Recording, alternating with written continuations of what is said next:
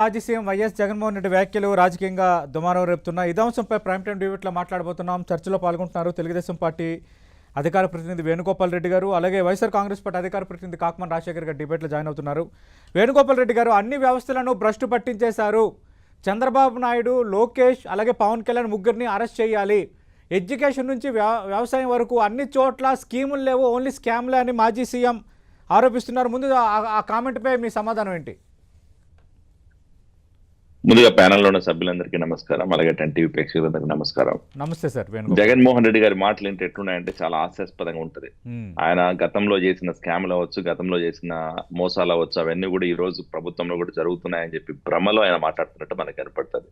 ఈ రోజు జగన్మోహన్ రెడ్డి గారి మాటలు విన్న తర్వాత అర్థమైంది ఏంటంటే, ఆయనకి కొంచెము రకంగా చెప్పాలంటే అధికారం పోయిన తర్వాత ప్రతిపక్ష హోదా లేని సమయంలో కొంచెం చెప్పాలంటే ఆయన కొంచెం మానసిక పరిస్థితి బాగలేదనంటే కనపడుతుంది.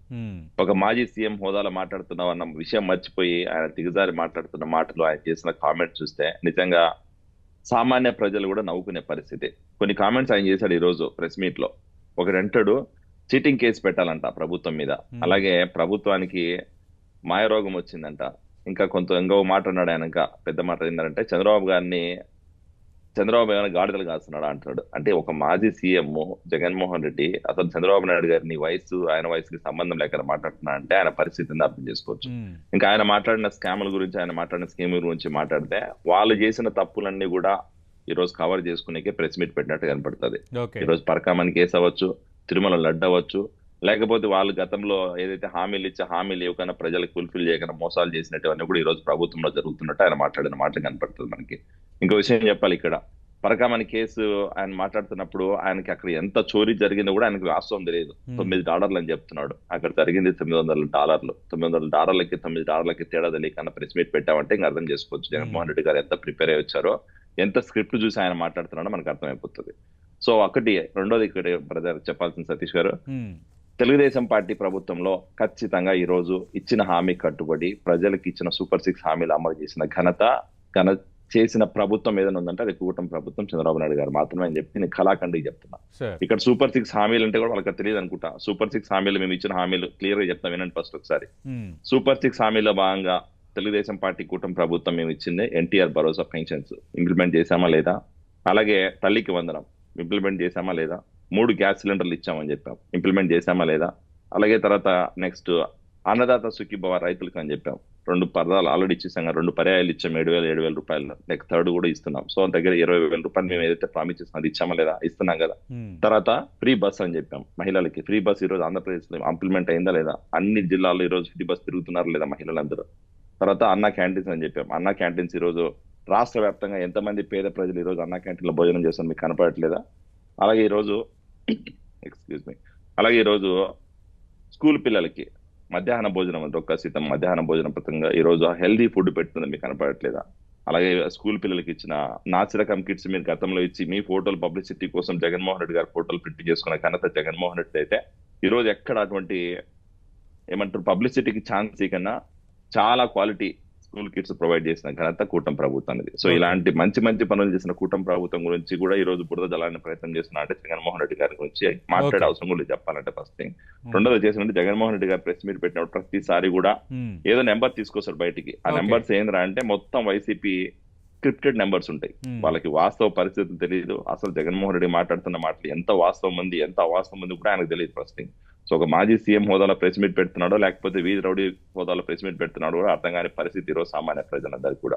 ప్రెస్ మీట్ పెట్టడం, తెలుగుదేశం పార్టీ మీద బురద జల్లడం, చంద్రబాబు నాయుడు గారి మీద కూటమి ప్రభుత్వం మీద బురద జల్లడం, అలాగే చంద్రబాబు నాయుడు గారిని పవన్ కళ్యాణ్ గారిని రోజు రోడ్డుకి లాగాల ఎట్లయినా కూడా వీళ్ళ మీద ఏదో ఒకటి కామెంట్ చేయాలన్న ఉద్దేశంతో ప్రెస్ మీట్ పెడతారు తప్ప ఆయన మాట్లాడే మాటలు ఎక్కడ వాస్తవం లేదని చెప్పి ప్రజలందరూ కూడా ఏకీభవించే పరిస్థితి, ప్రజలందరూ కూడా ఈ రోజు విశ్వసించే పరిస్థితి ఉంటుంది. ఇంకో విషయం చెప్పాలి బ్రదర్, ఇక్కడ అమావాస్కి పుణ్యానికి వచ్చి ప్రెస్ మీట్ పెట్టేసేసి మళ్ళీ బెంగళూరు ప్యాలెస్ పోయి జగన్మోహన్ రెడ్డి తాడేపల్లిలో కూర్చొని అసెంబ్లీకి వచ్చి ఇదే ప్రశ్నలు సంధించవచ్చు కదా. ఎందుకు సంధించలేకపోతున్నాడు, ఎందుకు అసెంబ్లీకి వచ్చి మాట్లాడలేకపోతున్నాడు అంటే ఆయనకు భయం ఉందా, లేకపోతే ఆయన మాట్లాడే మాటల్లో వాస్తవం లేదా, అసలు ఏం జరుగుతుంది ఒకసారి వైఎస్ఆర్సీపీ వాళ్ళు కూడా చెప్పాల్సిన అవసరం ఉంది. రైట్, ఖచ్చితంగా అవి కూడా మాట్లాడదాం. అంటే వేణుగోపాల్ రెడ్డి గారు ఇక్కడ వైసీపీ ఆరోపిస్తున్న మరో కీలకమైన అంశం అక్రమ కేసులు. అంటే లేనిపోని కేసులు క్రియేట్ చేసి వాటిలో ఇరికిస్తున్నారు. అటు వైఎస్ఆర్ కాంగ్రెస్ పార్టీ ద్వితీయ శ్రేణి క్యాడర్ నుంచి పెద్ద స్థాయి నేతల వరకు ఇదే టార్గెట్ పెట్టుకున్నారు అని, ఆ కేసులు ఎలాంటి తప్పు లేదని కొన్ని వివరాలతో సహా ఈరోజు మాజీ సీఎం వివరించే ప్రయత్నం చేశారు. ఆ ధోరణిని మీరు సమర్థిస్తారా? మీరు అక్రమ కేసులు పెడుతున్నారన్న అంశాన్ని. అక్రమ కేసులు మేము పెట్టాల్సిన అవసరం మాకు లేదు బ్రదర్. ఇక్కడ గత ప్రభుత్వంలో ఎలా ఉందో పాలన మనం చూస్తాం. గత ప్రభుత్వంలో ఫస్ట్ దీని గురించి మాట్లాడే ముందు రాజశేఖర్ గారు మాట్లాడిన 2 కామెంట్స్ గురించి మనకు వివరణ ఇవ్వాలి.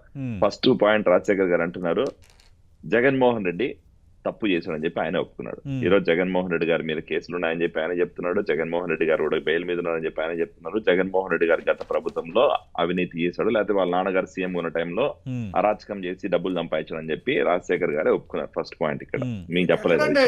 రెండోది వచ్చేసి ఈ రోజు చంద్రబాబు నాయుడు గారు ఈ రోజు అంటున్నాడు చంద్రబాబు నాయుడు గారి మీద కేసులు ఉన్నాయి, చంద్రబాబు నాయుడు గారు చాలా తప్పు చేస్తున్నారు కదా.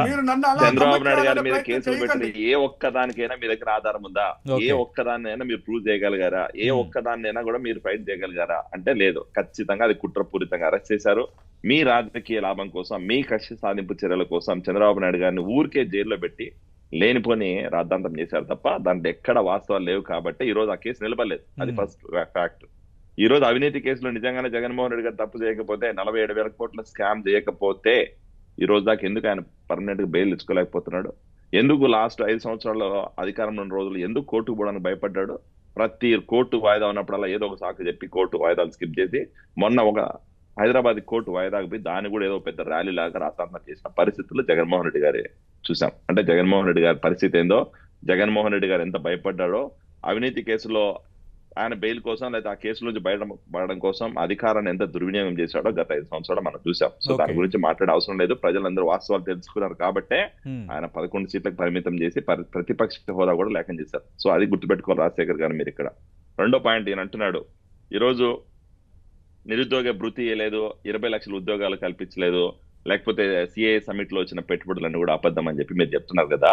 మీ దగ్గర అసలు డేటా ఉందా? డిఎస్సి ఇందాక సతీష్ గారు చెప్పినట్టు డిఎస్సి ఎవరి హయాంలో ఈరోజు కండక్ట్ చేసింది? 16,000 డిఎస్సి టీచర్ పోస్టులు ఇచ్చింది మాత్రం నిజం కదా? ఈ రోజు రాష్ట్రానికి గూగుల్ సంస్థ వచ్చి పెట్టుబడులు పెడుతున్న మాట వాస్తవం కదా? టీసీఎస్ పెట్టుబడులు పెడుతున్న మాట వాస్తవం కదా? ఈ రోజు వైజాగ్ ప్రాంతంలో దగ్గర 10 నుంచి 20 కంపెనీలు ఆల్రెడీ వాళ్ళ ఆపరేషన్ స్టార్ట్ చేయడానికి నెక్స్ట్ 1 year లో వాళ్ళు వర్క్ చేస్తున్న మాట వాస్తవం కదా? అవన్నీ మీకు కనపడట్లేదని మీకు అడుగుతున్నా.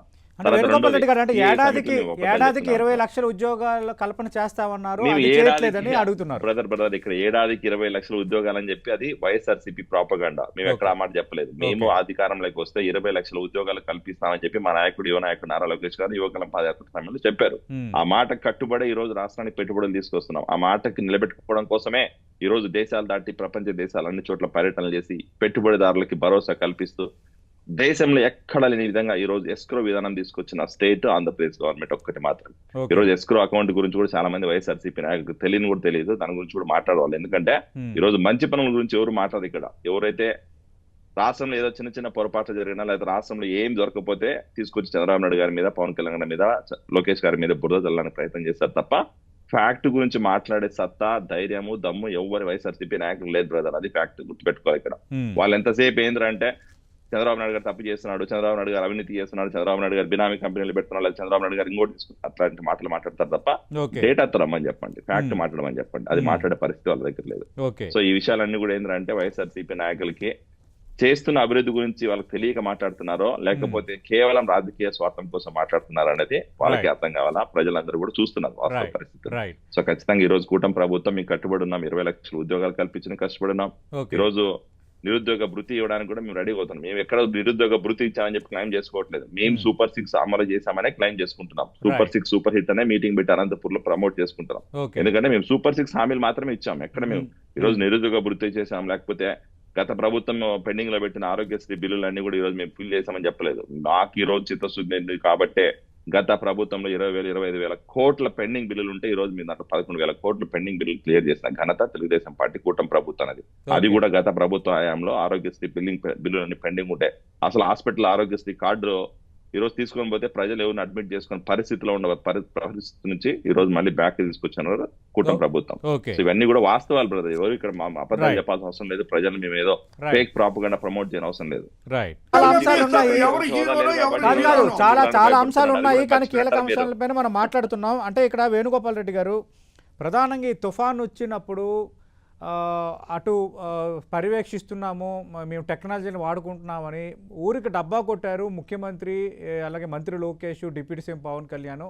కానీ రైతుకి ఒక్క పైసా సహాయం అందలేదు, నష్టపోయిన రైతుకని ఈరోజు మాజీ సీఎం ఆరోపిస్తున్నారు. ఆ ఆరోపణపై మీ సమాధానం ఏంటి?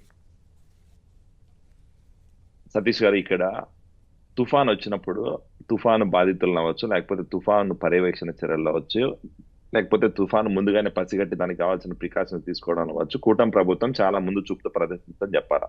మీరు మోతా తుఫాన్ వచ్చినప్పుడు ఆస్ట్రేలియా నుంచి నారా లోకేష్ గారు, తర్వాత లండన్ నుంచి చంద్రబాబు నాయుడు గారు ఆ ముందు రోజే వచ్చారు ఇక్కడికి.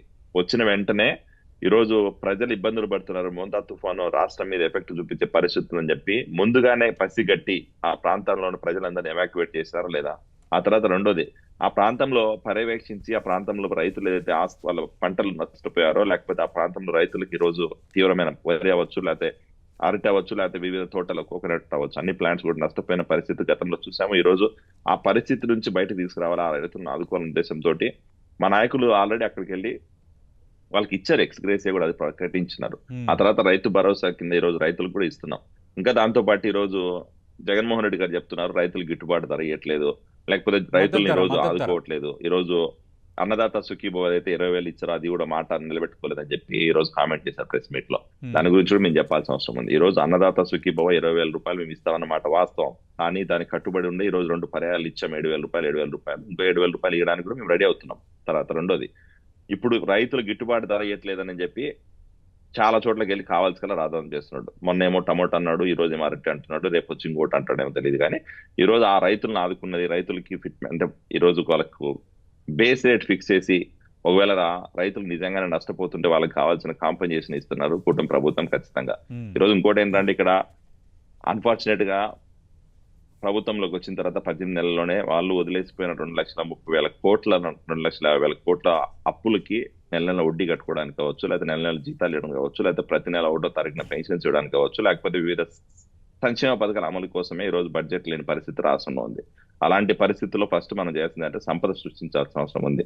ఈ రోజు రాష్ట్రానికి పెట్టుబడులు తీసుకొచ్చి రాష్ట్రంలో ఈ రోజు పెట్టుబడుల ద్వారా మనకి కొంచెం రెవెన్యూ జనరేట్ అయితే ఆ తర్వాత ఆటోమేటిక్ ఇవన్నీ జనరేట్ అవుతాయి, ఆటోమేటిక్ ఇవన్నీ కూడా ఫుల్ఫిల్ చేసే పరిస్థితి ఉంటుంది.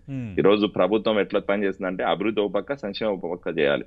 ఎప్పుడు సంక్షేమం అని చెప్పి పబ్లిసిటీ చేసుకుంటా గత జగన్మోహన్ రెడ్డి ప్రభుత్వం లాగా ఆయన పబ్లిసిటీ కోసం, ఆయన ఫోటోల ప్రింటింగ్ కోసం, ఆయన బ్యానర్ల ప్రింటింగ్ల కోసం, ఆయన కటౌట్ల కోసం డబ్బులు పెట్టే పరిస్థితి లేదు ఇక్కడ. ఈ రోజు ఇక్కడ ఏంటంటే ఏదైనా ప్రజలకి చాలా ట్రాన్స్పరెంట్ గా వచ్చిన డబ్బులు ఎంత ఉంది, ఖర్చు ఎంత పెడుతున్నాం, ఎంత అప్పు చేస్తున్న మాట వాస్తవం కాదని చెప్పలేదు. కాదు అప్పు ఎందుకు చేస్తున్నాం, ఈ రోజు గత ప్రభుత్వంలో చేసిన తప్పిదాల వల్ల ఈ రోజు అప్పు చేయాల్సిన పరిస్థితి వస్తుంది. ఆ అప్పులకి వడ్డీ కట్టడం పరిస్థితిలోనే ఈ రోజు అప్పు చేయాల్సి వస్తుంది.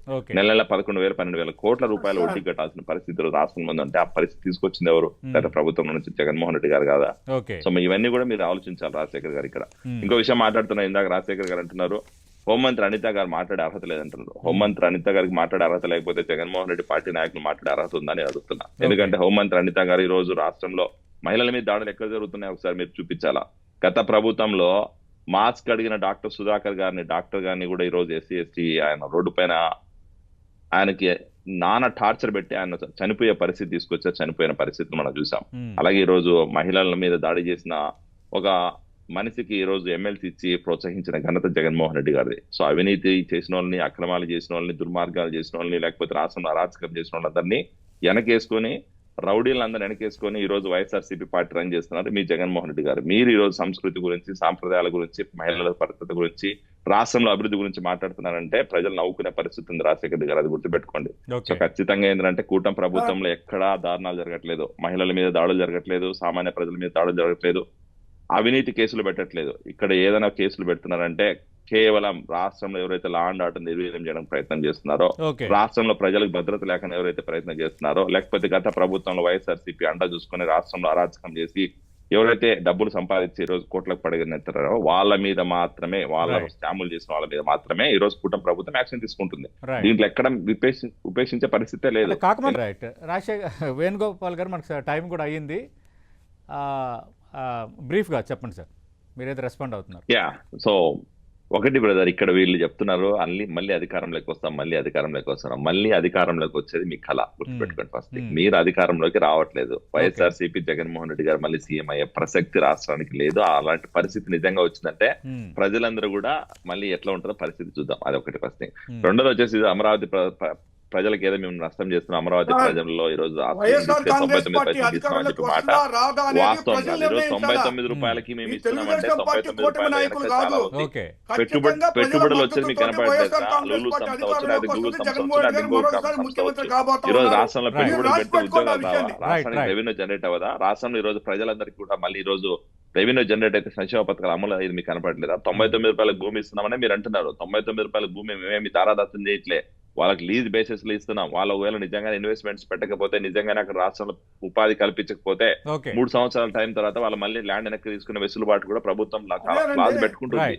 టర్మ్స్ అండ్ కండిషన్స్ చదవండి ఫస్ట్. మీరు టర్మ్స్ అండ్ కండిషన్స్ చదవకనే మీరు మాట్లాడితే 99 రూపాయల భూమి ఇచ్చేస్తాను ఇది ప్రభుత్వం రాష్ట్రానికి ఏది అభివృద్ధి అవసరమో, రాష్ట్రానికి ప్రజలకు ఏం అవసరమో దాన్ని బట్టి పనిచేస్తుంది. ఈరోజు 99 రూపాయలకు భూమి ఇస్తుందంటే దానికి ఒక రీజన్ ఉంది. 99 రూపాయల భూమి ఇచ్చి ఈ రోజు ఇన్వెస్టర్స్ ఆకట్టుకునే ప్రయత్నం చేస్తున్నాం తప్ప ఎక్కడ మేము సొంత ఖర్చు కోసం ఆడుకోవట్లే. గత ప్రభుత్వంలో గత ప్రభుత్వంలో వాళ్ళు ఏం చేశారంటే డిస్ట్రిక్ట్ హెడ్ క్వార్టర్స్ పేరుతో డిస్ట్రిక్ట్ డివైడ్ చేసి ప్రతి డిస్ట్రిక్ట్ హెడ్ క్వార్టర్ లో కొన్ని వందల ఎకరాలు, వేల ఎకరాల భూమికి అక్రమంగా ఆక్రమించుకున్న పరిస్థితి గత ప్రభుత్వంలో చూసాం. అవన్నీ కూడా బయటకు వస్తున్నాయి. కాబట్టి వైఎస్ఆర్సీపీ నాయకులు ఈ రోజు ప్యాంటు దచ్చిపోతున్నాయి.